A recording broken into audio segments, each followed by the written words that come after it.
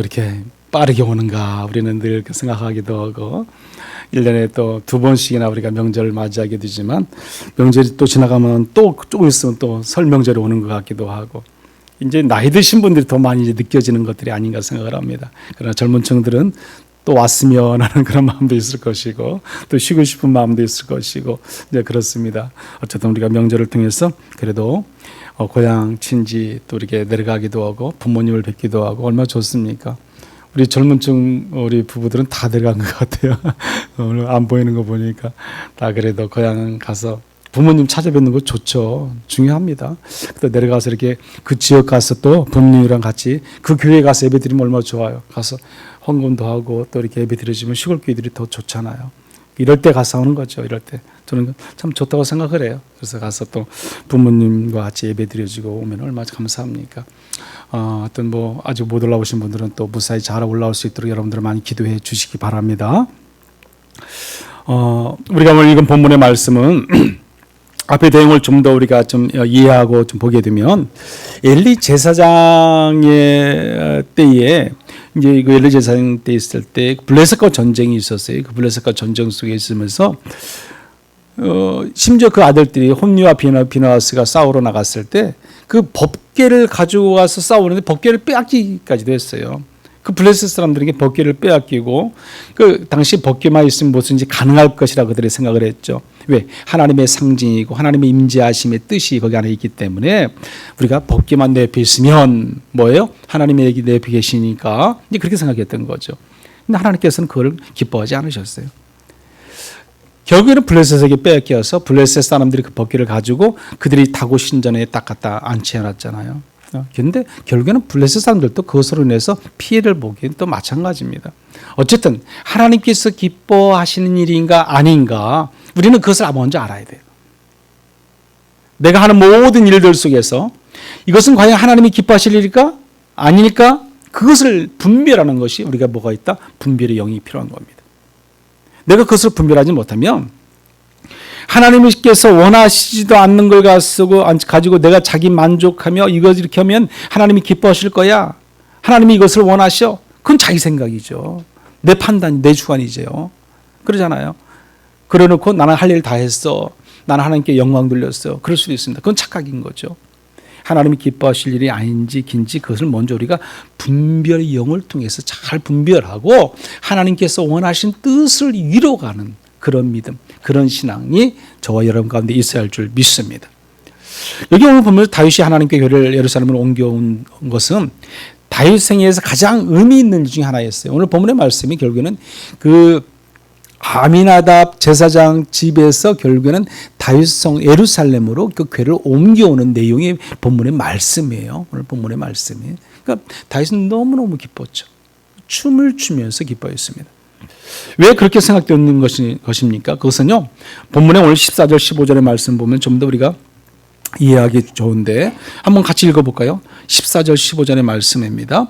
다윗이 여호와 앞에서 힘을 다하여 춤을 추는데 그때 다윗이 에봇을 입었더라. 다윗과 온 이스라엘 족속이 즐거이 환호하며 나팔을 불고 여호와의 궤를 메어 오니라. 아멘. 네. 여기서 보면 다윗이 뭘 다하여 춤을 췄다? 힘을 다하여 춤을 추었다.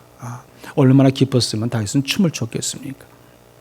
본문을 바로 뒤로 뒤따르는 16절의 말씀은 보면은 뭐라고 말씀하면 또 이렇게 전하고 있습니다. 우리 16절 말씀도 한번 같이 읽어볼게요. 여호와의 궤가 다윗성으로 들어올 때에 사울의 딸 미갈이 창으로 내다보다가 다윗 왕이 여호와 앞에서 뛰놀며 춤추는 것을 보고 심중에 그를 업신여긴지니라. 아멘. 예, 그 딸이 다윗이 막 춤을 추고 그런 거니까 왕이 어떻게 채통 없이 저럴까? 그게 이제 업신여겼다 이렇게 기록하고 있습니다.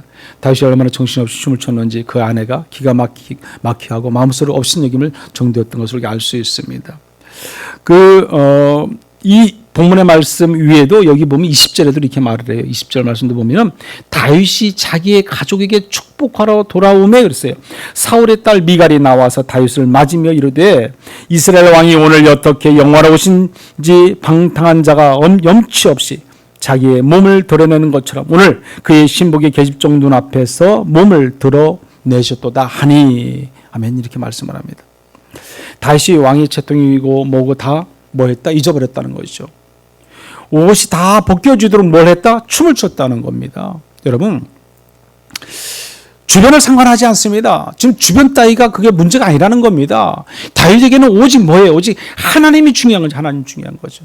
하나님의 그 법궤를, 하나님의 궤를 예루살렘으로 옮겨왔다는 그 자체만 해도 다윗은 너무너무 기쁜 거예요. 하나님이 곧 옆에 계신다. 여러분, 우리 하나님이 나와 함께 계신다고 한번 생각해 보세요. 얼마나 기쁨이 있습니까? 다윗은 지금 그런 마음일 거라는 거죠. 그러니까 춤을 추면서 옷이 벗겨지든 말든 상관하지 않는다는 겁니다. 내가 뭔가에 집중하고 그것이 내가 참 옳은 일이라 생각하면, 정말 그것이 하나님의 기쁨이라 생각하면 우리는 춤을 출 수 있는 거죠. 그러지 않습니까? 우리의 믿음의 신앙도 이 다윗과 같은 신앙이 되어야 할 줄 믿습니다. 여기 오늘 21절의 말씀 보면 이렇게 말을 해요. 여기 다윗이 미갈에게 이르되 이는 여호와 앞에서 한 것이라고 그래요. 누구 앞에서 한 것이라고 그래요? 여호와 앞에서. 하나님의 기쁨을 위해서 다윗이 했다는 거죠. 개인의 기쁨을 위해서, 개인이 너무 기뻐서가 아니라 하나님에게 영광 돌리기 위해서 다윗은 춤을 춘 거죠. 법궤가 하나님의 궤를 모셔왔다는 그 자체만 너무너무 기쁨이 있는 거죠. 그래서 여기서 다윗은 그렇게 말하는 겁니다. 내가 여호와 앞에서 뭘 했다? 뛰놀았다는 거죠. 그게 다윗은 어떻게 보면 하나님 앞에서 무엇을 못하겠습니까? 하나님이 기쁨이 든다면 우리는 무슨 일인지 할 수 있지 않습니까? 다윗이 지금 그런 마음입니다. 그런 마음으로 다윗은 춤을 추며 법궤가 온 것에 대해 기뻐했던 것을 알 수 있습니다. 다윗이 하나님의 궤를 예루살렘으로 모셔온 것이 다윗 생애에 있어서 가장 의미 있는 일이라는 거죠. 가장 의미 있는 일. 여러분도 여러분의 생애에 있어서 가장 의미 있는 일을 한번 겪어보세요. 다윗처럼 춤 안 추겠습니까? 출 수 있는 거죠. 더 할 수 있는 거죠. 그러면 이때가 바로 어느 때이겠습니까? 우리가 잘 아는 대로 사울 왕이 죽은 후에요. 여러분, 이때가 지금 이 사울 왕이 초대 왕으로 있었다가 죽은 후에 이제 엘리 제사장과 이제 다시 다윗 왕이 이제 왕이 되는, 다윗이 헤브론에서 왕 기름 부음 받고 이제 예루살렘에 와서 이제 살게 되는 그런 때를 지금 말하고 있습니다. 유다 지파의 왕이 되었던 다윗 시대예요. 다윗은 예루살렘을 점령하고 그 수도를 예루살렘을 헤브론에서 수도를, 그러니까 예루살렘을 옮긴 거죠. 헤브론에서 왕이 돼서 예루살렘으로 옮겨서 이제 그곳에서 열심히 또 이제 살아가는 것을 볼 수 있습니다. 다윗으로 인해서 유기함을 느낀 블레셋이 이제 공격해오기도 하고, 그러는 공격이 있을 때만 다윗은 어때요? 하나님의 힘을 통해서 블레셋을 다 물리치잖아요. 싸워서 승승장구하는 것을 볼 수 있습니다. 이제 다윗의 권위를 확정짓기 위해서 한 가지 남은 것이 뭐예요? 하나님의 궤를 옮기는 거예요. 하나님께서 그 궤를 옮겨서 예루살렘의 성전에 옮겨다 놓는 것이 다윗의 의무라는 거, 의무, 어떻게 임무죠. 하나님의 궤는 하나님의 임재의 상징입니다. 하나님이 함께 하신다는 것이거든요. 하나님이 어디 가든지 우리와 함께 하시는데, 그 궤라는 것은 하나님의 임재하심이 있어서 하나님께서 함께 하신다는 궤를 지니는 것이야말로 이스라엘 왕으로서 그보다 더 좋은 일이 어디 있겠습니까? 가장 우선순위 해야 할 일입니다. 그래서 다윗은 하나님의 궤를 예루살렘으로 옮겨기로 어떻게 해요? 작정을 했다는 것입니다. 그러나 오늘 본문에 보여주듯이 하나님의 궤는요, 첫 번째 이렇게 오지 못했어요. 두 번에 걸쳐서 다시 재도전해서 결국에는 아미나다 집에서 나답에서 다시 오베데돔을 통해서 이렇게 오게 되는 것을 볼 수 있습니다. 왜 그랬습니까? 오늘 본문에 나오는, 어떻게 보면 본문에 나오는 건 아니지만 앞에서 보면은 본문 6절, 8절에 보면 누가 나오냐면 이제 웃사라는 인물이 나옵니다, 여러분. 그 나곤의 타작마당에서 있었던 사건인데, 여기서 이제 이 하나님의 궤를 소달구지에 얹어서 이제 끌고 오는 거죠. 어떻게 보면 여기 보면은 이제 6절 이하에 보면은 이제 어떻게 보면 웃사가 어떻게 그 궤를 만짐으로 인해서 결국에는 죽게 되는 그런 장면이 나오잖아요. 이것은 하나님께서 기뻐하실 일이 아니었기 때문에 결국 웃사는 죽을 수밖에 없었다는 것입니다. 이 본문은 아니지만 이 앞의 말씀을 통해서 보면 수레를 몰던 웃사가 손을 들어 하나님의 궤를 붙들므로 인해서 결국에는 죽게 되는 그런 사고가 발생합니다. 근데 이것이 하나님께서 원하시는 것이냐, 원하지 않는 것이냐? 하나님께서 원치 않는 것인 거죠. 왜 웃사가 그럼 죽어야 되는가? 과연 웃사가 쓰러지려고 하는 그 궤를, 넘어지려고 하는 궤를 한번 잡았다고 해서 과연 웃사가 크게 잘못한 것이라고 여러분 생각할 수 있겠습니까? 인간적으로 생각할 때 어떻게 보면요, 아니거든요. 하나님의 궤가 넘어지려고 하는데 어떻게 보면 우리로도 어떻게 보면 손이 갈 수 있을 거는 거죠. 잡아야 되겠다는 생각을 할 수 있는 거죠. 근데 그 모든 것은 하나님의 뜻이 아니었다는 것이죠. 결국에는 웃사가 그 손을 대므로 인해서 그는 죽을 수밖에 없었습니다. 사무엘하 6장 7절 오늘 여기 말씀에서 보면은 이렇게 말을 하고 있어요. 여호와 하나님이 웃사가 잘못함으로 말미암아 뭐했다? 진노하셨다. 그래서 진노했다 말씀합니다. 그렇습니다. 웃사가 분명히 잘못됐다는 말씀입니다. 그렇다면 과연 웃사의 잘못한 행동이 과연 무엇일까? 이를 위해서 하나님의 교회를 한번 옮긴 일에 관한 그 명령을 거슬러서 우리가 좀 더 한번 말씀을 좀 찾아보면 이렇습니다. 제가 한번 그 말씀을 제가 한번 저 앞에 띄워드릴 텐데 민수기 4장 1, 2절의 말씀이에요. 우리 한번 같이 읽어보겠습니다. 민수기 시작. 또 여호와께서 모세와 아론에게 말씀하여 이르시되 내 자손 중에서 고핫 자손을 그들의 종족과 조상의 가문에 따라 집계할지니. 아멘. 여기 보면 네 자손 중에서 고핫 자손을 세요. 네 자손 중에서 고핫 자손을 통해서 집계하라고 그랬어요. 그 다음에 여기 4절 6절에 보면 또 이렇게 말합니다. 우리 같이 한번 읽어보겠습니다. 시작. 고핫 자손이 회막 안에 지성물에 대하여 할 일은 이러하니라. 진영이 전진할 때에 아론과 그의 아들들이 들어가서 칸 막는 휘장을 걷어 증거계를 덮고 그 위에 해달의 가죽을 덮고 그 위에 순청색 보자기를 덮은 후에 그 채를 꿰고. 아멘. 자, 그 채를 꿰라고 그랬어요. 보면 그 다음에 민수기 4장 15절의 말씀이 이렇게 말하고 있습니다. 같이 한번 더 읽어봅니다. 진영을 떠날 때에 아론과 그의 아들들이 성소와 성소의 모든 기구 덮는 일을 마치거든 고핫 자손들이 와서 맬 것이니라. 그러나 성물은 만지지 말라. 그들이 죽으리라. 회막 물건 중에서 이것들을 고핫 자손이 맬 것이며. 아멘. 자, 궤를 맬 사람은 누구예요? 고핫 자손. 자, 성물을 만지면 어떻게 된다고요? 죽는다. 분명히 성경에 민수기 4장 15절에 말씀하고 있습니다. 그럼 하나님께서 명령했다는 거예요. 너 이거 만지면 안 돼. 죽을 거야. 이 만지는 사람들은 고핫 자손이야. 너희들이 아니야. 아무나 만지면 안 돼. 그런 하나님의 말씀의 명령에 따라서 좀 진행되고 있다는 겁니다. 근데 그 말씀대로 여기 오늘 성경에는 하지 않았다는 거예요. 하나님 말씀대로 살지 않았다는 거예요. 순종하지 않았다는 거예요. 주님의 뜻을 따르지 않았다는 겁니다. 그게 문제인 거죠, 여러분. 다른 거 다 잘했습니다. 근데 그게 문제예요. 하나님의 말씀의 명령을 어기면은 웃사처럼 죽을 수밖에 없는 일들이 우리에게도 일어날 수 있다는 것입니다. 그래서 오늘 본문의 말씀이 아까 읽었던 이 민수기 4장의 말씀을 통해서 우리가 보면 한 세 가지를 우리가 좀 더 이해할 수 있는 것들이 있어요. 뭐예요? 첫째는 하나님의 교회를 옮기는 일은 네 자손 중에서 고핫 자손들만 할 수 있다 하는 것이에요. 고핫 자손들.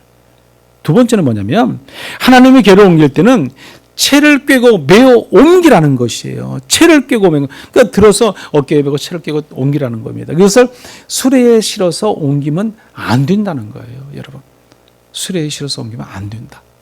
또 하나는요, 세 번째는 하나님 교회를 옮길 때는 절대로 뭐해라? 만지지 말라. 손을 대지 말라. 왜? 죽기 때문에 그렇습니다. 이 세 가지 하나님의 명령에 비춰볼 때 다윗의 문제점이 무엇이겠습니까? 이제 우리가 좀 더 들어가서 보게 되면 사무엘하 6장 1절에 보면은 이렇게 말합니다. 다윗이 이스라엘에서 뽑은 무리 3만 명을 다시 모으고 그랬어요. 자, 다윗이 이스라엘에서 뽑은 무리가 몇만 명? 3만 명이라고 들었어요. 궤를 옮기기 위해서 다윗이 3만 명을 모집했다는 거예요. 3만 명이. 어마어마한 거죠. 그렇지 않습니까? 그러면 하나님의 명령은 무엇입니까? 하나님의 궤를 옮길 때는 채를 꿰고 메어 옮기라는 것이었습니까? 아니잖아요. 옮기라는 것이었습니다. 그런데 이들이 궤를 새 수레에 실어 옮겼다는 것이죠. 그것이 문제인 거지 않습니까? 그런데 그렇게 좋게 말하자면 다윗은 하나님의 교회이기 때문에 어떻게 보면 잘 모시고자 하는, 들쳐 메고 가는 것보다는 안전하게 수레에 딱 실어서 잘 모시면 하나님을 더 내가 잘 모시겠다는 그런 생각에서 그렇게 모실 수 있습니다. 그게 좋은 쪽의 생각이죠. 그러나 또 하나님의 교회를 또 다르게 생각한다면, 안 좋게 생각한다면요, 다윗은 하나님의 교회이기 때문에 어떻게 보면 문제는 무엇이에요? 자기가 어떤 권위를 내세우고 좀 더 자기의 어떤 뭔가를 들추내기 위해서 교회를 옮기는 모든 과정 속에서 하나님께서 원하시는 뜻을 따라 했어야 되는데 그러지 않았기 때문에 문제인 거죠. 하나님 말씀에 순종하나 순종하지 않느냐. 우스가 손을 들어 하나님의 교회를 붙들었던 것은 하나님의 명령의 말씀대로 하지 않았다는 것입니다. 하나님의 교회를 옮기는 일에 있어서는 다윗의 잘못은 그것만이 아니에요. 역대상 13장 1절에 보면요, 이렇게 말을 합니다. 다윗이 천부장과 백부장 곧 모든 지휘관과 더불어 의논하고 그랬어요. 다윗이 누구랑 의논했어요? 천부장과 백부장.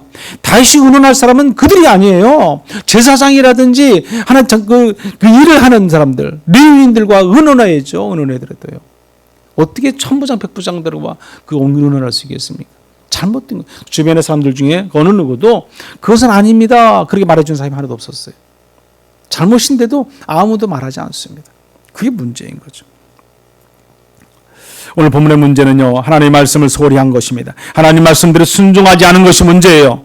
하나님 말씀대로 하지 않았기 때문에, 순종하지 않았기 때문에 결국에는 이와 같이 우사가 죽을 수밖에 없었다는 것이에요. 그래서 우사는 이스라엘 백성들의 총체적인 신앙적인 어떤 회의에 있어서 한마디로 희생의 대가지, 희생의 대가. 전체적으로 볼 때 우사를 통해서 이러면 안 돼. 하나님이 보여주시는 것입니다. 여러분, 법궤가 무엇입니까? 언약궤, 증거궤라는 것이죠. 그래서 이 궤 위에는 속죄소가 있는데 그 두 그룹 사이에서 보면은 항상 여호와 하나님의 뭐가 있었어요? 구름이 내려서 임재하심이 있었어요. 임재하심. 대속죄일에 대제사장이 들어가서 어린 양 피를 가지고 와서 하나님 앞에 우리의 모든 회개를 죄를 사함받는 날이 그날이지 않습니까? 그게 바로 이제 교회 안에 가서 지성소에 들어가서 하는 일이 대제사장이 하는 일이었습니다. 법궤는 하나님이 함께 하시는 증표입니다. 하나님의 뭐를 말합니까? 임재를 말합니다. 법궤를 가지고 여리고성을 들어갔을 때 여리고성이 무너졌습니다. 법궤를 가지고 요단강에 발을 디뎠을 때 요단강이 다 갈라지고 메말랐습니다. 그게 하나님이 하시는 일이에요. 하나님의 역사하심입니다. 여러분, 법궤는 하나님의 임재하심이 있는 것이에요. 하나님의 임재하심. 그런데 그것을 이용해서 우리가 뭔가를 한다? 그것은요, 하나님 기뻐하실 일이 아니라는 겁니다. 엘리 제사장과 그 아들들이 그랬고요. 블레셋 사람들이 마찬가지로 동일하게 똑같이 그들도 그걸 이용하려고 했을 때는 하나님께서 그들을 손을 들어주지 않았습니다. 법궤는 하나님의 임재의 상징이었습니다. 하나님의 임재는 하나님이 바로 섬기는 이들에게 큰 복이지만요, 하나님을 바르게 섬기지 않는 자들에게 뭐가 올 수 있어요? 화가 올 수 있는 거죠. 그게 바로 이제 블레셋 사람들이 받는 화를 말하는 것입니다.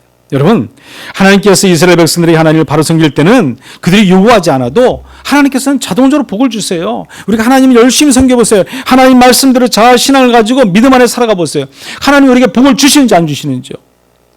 하나님 우리가 잘 믿는 믿음의 신앙을 가지고 살아가면요, 하나님 저절로 우리에게 복을 주시게 되어 있습니다. 은혜를 주십니다. 그래서 우리가 늘 살아가는 모든 것이 하나님의 은혜로 살아가잖아요. 복받은 자의 삶이에요. 감사의 삶이고요. 건강한 삶인 겁니다. 그래서 우리는 늘 하나님께 감사하는 겁니다. 오늘 본문의 말씀 11절 보면 이렇게 말씀을 해요. 오늘 본문의 말씀이라고 말하면 앞에 본문의 말씀 전에 11절 보면 이렇게 말합니다. 우리 한번 읽어보죠. 11절 말씀. 여호와의 궤가 가드 사람 오벳 에돔의 집에 석 달을 있었는데 여호와께서 오벳 에돔과 그의 온 집에 복을 주시니라. 아멘. 오벳 에돔의 집에 석 달을 있었어요. 근데 하나님께서 뭘 주셨다? 복을 주셨다. 예, 복을 주셨다. 하나님께서는요, 이와 같이 복을 주시는 하나님이심을 여러분들 믿으시기 바랍니다. 블레셋과 싸움에서 전세가 기울자 전세를 돌이키기 위해서 셈으로 허겁지겁 하나님의 교회를 가져왔다가 이스라엘 어른 정말 그 이용하고자 하는 하나님의 교회만 있으면 뭐든지 가능하겠다 생각했지만 어때요? 전쟁이 패했어요. 심지어 그 궤까지 빼앗겼잖아요. 블레셋에게. 그 블레셋의 궤까지 뺏긴 사람 누구예요? 옴니와 비누아스예요. 여러분, 엘리 제사장들이잖아요. 엘리 제사장들이 인간의 생각으로 자기들의 주관과 생각을 통해서 법궤만 있으면 하나님의 임재하심의 상징이기 때문에 우리가 전쟁 나가도 다 이길 거야. 그 전쟁터까지 끌고 갔어요. 그러나 그 전쟁에서 승리했습니까? 실패했습니다. 왜요? 하나님 뜻이 아니라는 거죠. 그들은 그 전쟁에서 실패하고요, 모두 전쟁에서 죽고 말았어요. 이제 옴니와 비나스가 전쟁에서 이렇게 죽었습니다. 소식을 그 아버지 엘리 제사장이 알렸어요. 엘리 제사장이 어떻게 합니까? 사무엘상 4장에 보면 7장에 보면 그런 말씀이 다 나와요. 의자에 앉아있다가 뒤로 넘어졌어요. 그 소식 듣고요. 목이 부러져 죽었습니다. 목이 부러졌어요. 기가 막힌 거죠. 자기 두 아들이 전쟁 때 나가서 다 죽었다 생각해 보세요. 그 순간 그 소리 듣고 그 본인도 엘리 제사장도 그냥 뒤로 목이 부러져 죽고 말았다는 사실입니다. 이런 하나님 앞에서 하나님께서 원치 않는 방법, 하나님이 기뻐하지 않은 일을 하게 되면 이런 불상사가 있을 수 있는 겁니다. 여러분 그 법궤를 뺏어간 블레셋 군들은 어땠습니까? 그것을 뺏어서 어디로 가져갔어요? 다곤 신전에 우리 권사님이 잘 아시잖아요. 다곤 신전에 갔다가 딱 앉혀놨어요. 그 얘들이 이 법궤를 가지고 싸우고 막 그래. 자기들도 한번 그 힘을 한번 빌려보겠다는 거죠.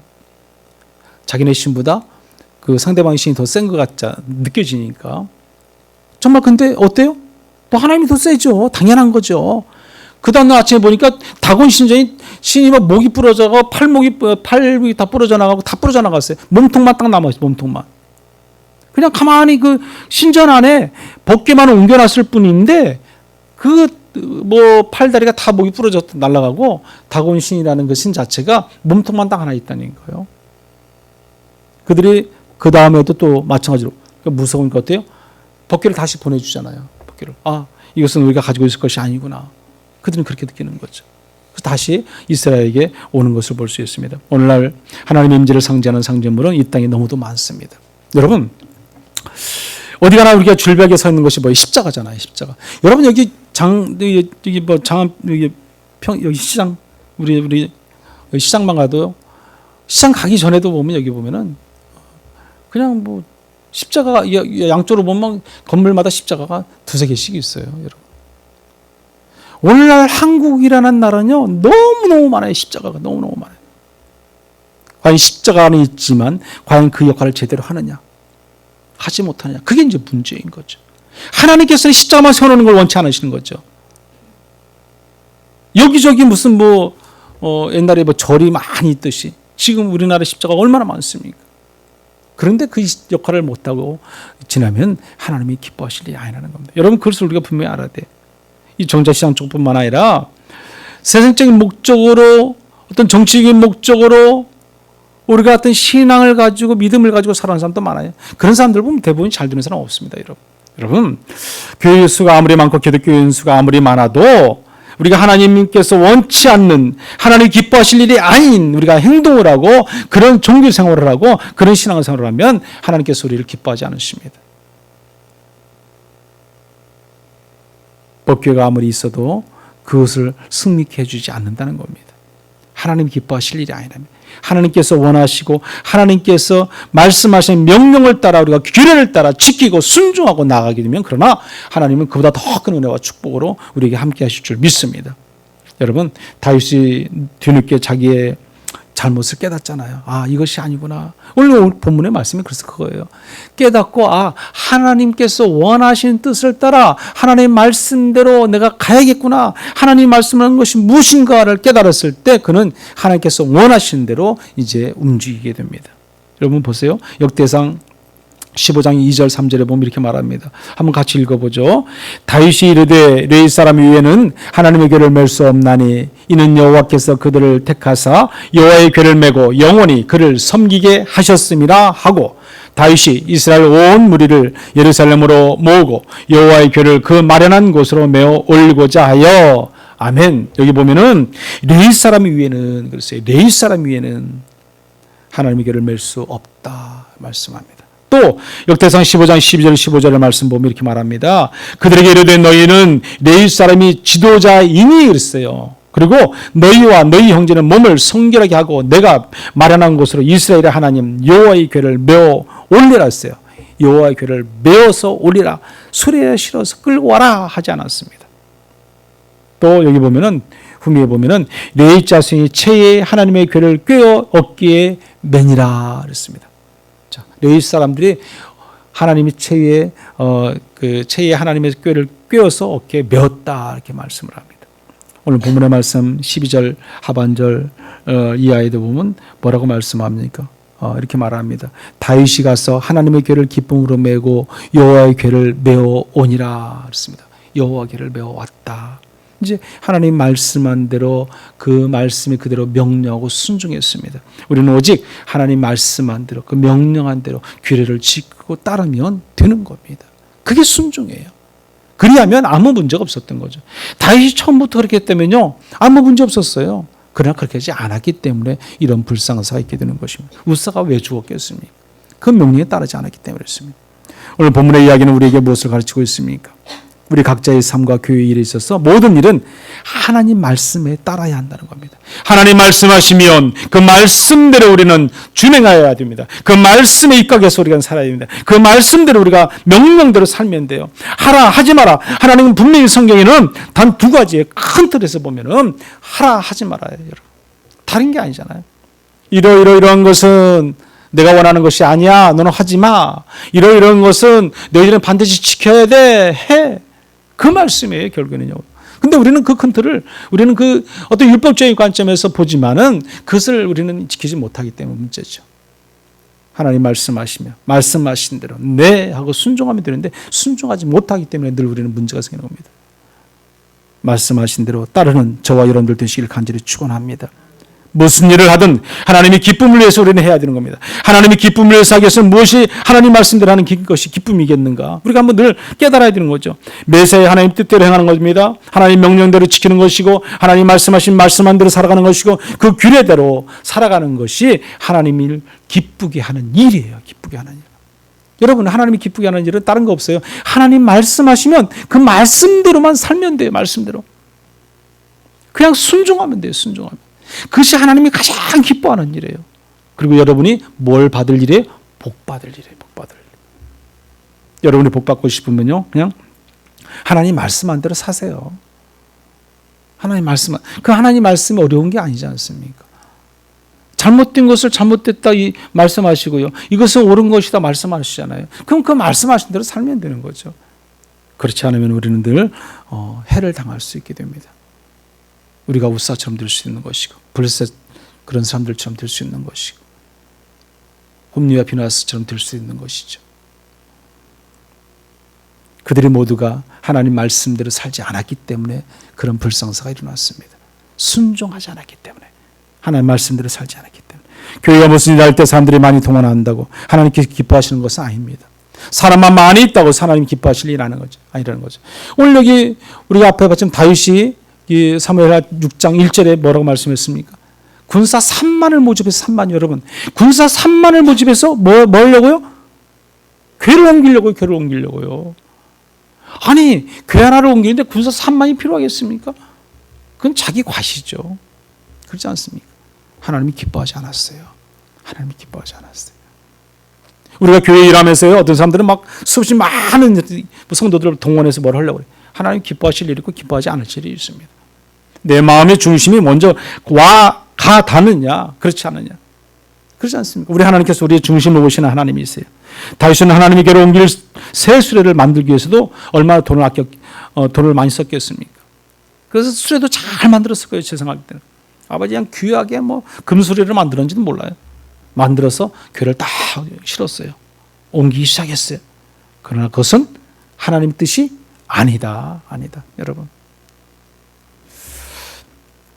여러분, 다윗이 하나님께서 기뻐하지 않으셨습니다. 그것은 문제입니다. 하나님 말씀대로 하는가 아니면 하나님 말씀대로 하지 않는가. 그것이 우리에게 중요합니다.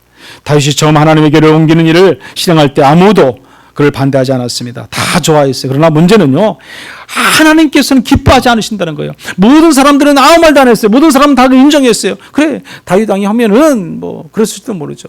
그러나 누가 기뻐하지 않았어요? 하나님이 기뻐하지 않았습니다. 왜 그럴까요? 하나님 말씀대로 하지 않았기 때문에 그렇습니다. 앞에서 말씀드렸던 것처럼 순종하지 않았기 때문이고요. 하나님 뜻대로 그 궤를 옮기지 않았기 때문에, 수레에 싣고 옮겼기 때문에. 물론 그들은 다윗은 더 잘 옮기려는 그런 마음에서 그렇게 했을지는 몰라도 하나님께서 그걸 원치 않습니다. 하나님께서는 이렇게 하면 안 돼, 하지 마. 그러면 그대로 따르는 거예요. 그게 바로 순종이에요. 하나님 원하신 기쁨은 거기에 있습니다. 오늘 우리는 하나님의 일을 하면서 나의 기쁨을 앞세우지 말아야 한다는 겁니다. 나의 기쁨을 하나님의 기쁨으로 착각하지 말아야 돼. 나의 만족을 하나님의 기쁨으로 우리가 착각하면 안 되는 거죠, 여러분. 내가 열심히 신앙생활 하니까, 열심히 내가 하나님께 예물을 드리고 열심히 내가 봉사하니까 하나님이 기뻐하실 거야. 아니에요. 그렇지 않을 수도 있어요, 여러분. 하나님께서 원하신 뜻이 무엇인가를 영적으로 분별하고 기도와 말씀으로 예배로 날마다 나아갈 때 하나님이 기뻐하시는 거예요. 하나님 말씀대로 온전히 순종하는 자를 기뻐하시는 하나님. 여러분, 하나님의 말씀대로 살지 않으면요, 어떤 걸 갖다 아무리 소중하고 귀하고 하나님이 막 좋아할 만한 것 갖다 드려도 하나님 기뻐하지 않으세요. 여러분이 헌금을 아무리 많이 해도 하나님 기뻐하지 않으신다는 거죠. 하나님께서 원하시는 것이 원하는. 우선 우리의 마음의 중심이 내가 하나님 옆에 바로 서 있느냐, 서 있지 못하느냐. 내 마음이 하나님 말씀대로 살아가느냐, 살아가지 않느냐. 내가 순종하느냐, 순종하지 않느냐. 그것을 보시는 하나님이세요, 여러분. 여러분, 그냥 하나님 말씀하시면 네 하세요. 그냥. 그리고 따라가세요. 그리하면 복의 근원이 됩니다. 여러분 책임져 주시고 인도해 주시고 여러분 미래까지 하나님께서 함께 해 주세요. 우리가 그냥 내 만족을 위해서 하는 것이 아니에요. 내가 이렇게 열심히 했으니까, 열심히 드렸으니까, 주성수했으니까 하나님이 기뻐하시겠지? 아니라는 거예요, 여러분. 하나님이 기뻐하시는 건 따로 있습니다. 우리가 말씀에 순종하느냐, 순종하지 않느냐. 하나님 말씀대로 하면서 인간적인 사고, 판단, 계산 방법을 쫓으면 우리는 이 우사와 같이, 홈리와 비느하스와 같이 그런 비극이 일어날 수도 있습니다. 그게 다 불순종이에요, 결국에는. 순종하지 않았기 때문에. 우리가 온전히 순종하면 되는데 그렇지 않았어요. 언제 어디서나 우리의 무슨 일이나 우리는 하나님의 말씀대로 우리는 순종해야 됩니다. 오직 순종할 때 그것은 복의 근원이 됩니다. 오늘 저와 여러분들이 오직 하나님 말씀대로 사는, 하나님의 기쁨을 쫓아 사는 그런 저와 여러분들 되시길 간절히 바랍니다. 그것이 하나님께 영광 돌리며 우리 자신이 진정으로 행복한 삶을 살아갈 수 있는 그런 길과 진리인 줄 믿습니다. 그렇게 살아가는 저와 여러분들 되시기를 간절히 축원합니다. 고마우신 하나님 감사합니다.